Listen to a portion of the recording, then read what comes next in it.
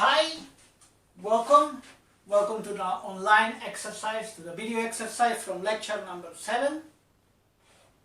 Okay, what we will do today is do this exercise. We need to synthesize this pyridine, this substituted pyridine from a simple pyridine. How we can do it? Well, the obvious retrosynthesis is breaking this methoxide. Okay? If we break this methoxide, this has to come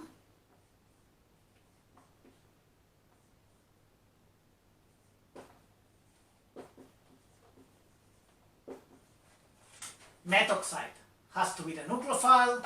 That means that we have to do a reaction with the pyridine, and this is the same than we can put a bromine here, or a chloride, better chloride. Okay? And this reaction will work. But we have to synthesize this pyridine chloride. How we can do it? Well, this can be from the pyridine, original pyridine, plus chloride positive. That means that this will come from chlorine, and this, we have a problem because first of all we know that the pyridines are not good in the electrophilic aromatic substitution. That is what we do. This is acting as a nucleophile. That means it's an electrophilic aromatic substitution. Second of things is that if we have a pyridine, we know that the pyridine orientates meta, not para. Then you have to remember how we can do this activation. Remember that this is coming from simply using a pyridine N oxide. Okay? You have to remember this, that in order to do electrophilic aromatic substitution with a pyridine, the best thing is to activate the pyridine as pyridine N oxide, and then this pyridine N oxide is orientating para. If we do the forward synthesis, basically we start with the pyridine, we add MCPBA, okay, and what we get is the pyridine oxide.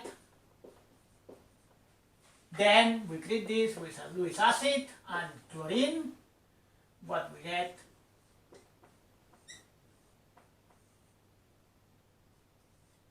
is the para-pyridine N oxide, para-chloropyridine N oxide, and then we remove the N oxide. How? With PCl3, and we get the para-chloropyridine. When we have the para-chloropyridine, remember, a pyridine is a very good substrate for nucleophilic aromatic substitution. We have a good leaving group, a chloride. That means that we add methoxide, sodium methoxide, potassium methoxide, whatever you want, and what we get is the substitution,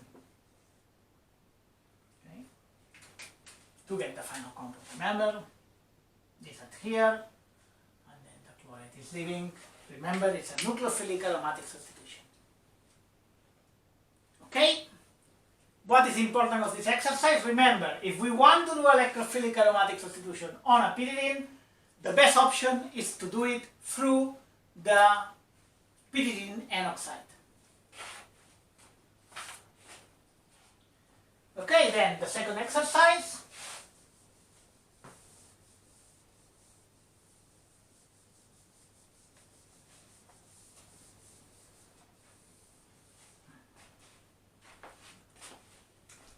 We use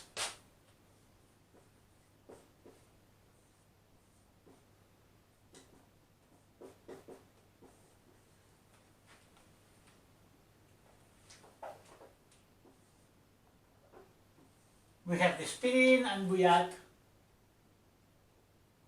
a methoxide. Okay, and we want to know which is the final product. In this type of reactions, basically we only have one equivalent of methoxide. That means that we will only have one substitution. We need to decide which position will be more active for the nucleophilic aromatic substitution. How we can do it? Well, we can know it by heart, or basically we can do it by resonance structures. If attacks at C4, remember, okay, attacks here, what we will get is this intermediate,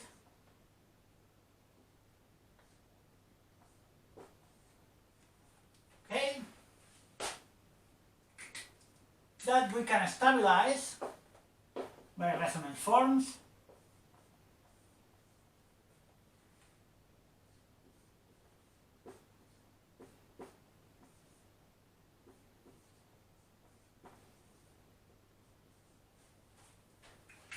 Okay, and this can be stabilized by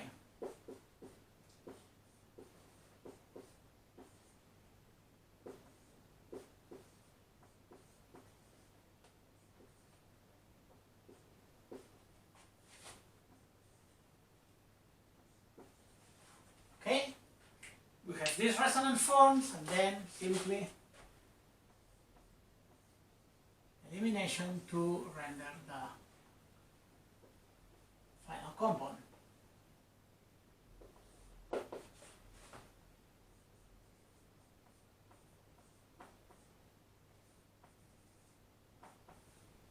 Okay, this if we have the attack in para. What happens if we have the attack in meta? Well, we do exactly the same than before, okay?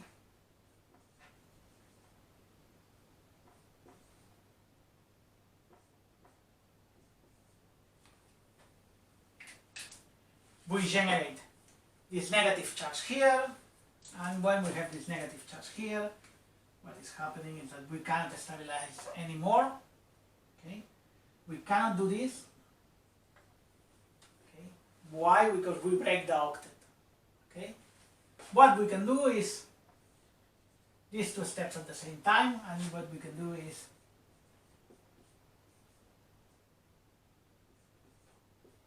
draw this, okay, and then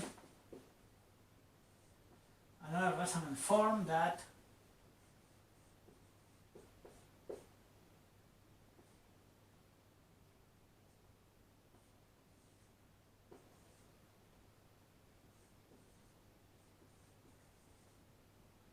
to finally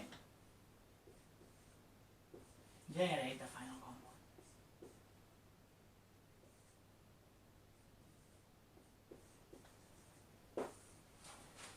Okay, these are the two possibilities, the attack in para or the attack in meta.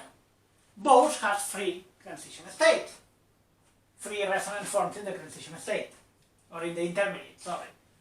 Okay.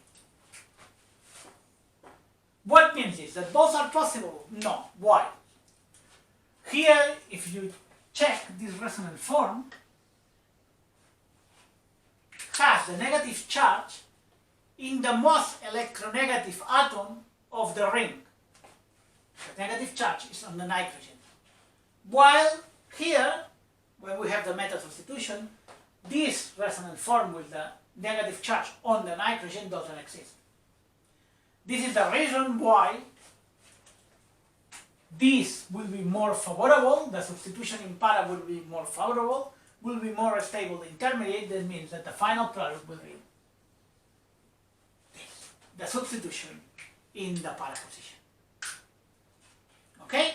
What we learned today is that if we are checking regioselectivity in the aromatic rings, the best thing to do is draw all the resonance forms of the intermediate, of the Wheeler intermediate, and then check which resonance form are more stable.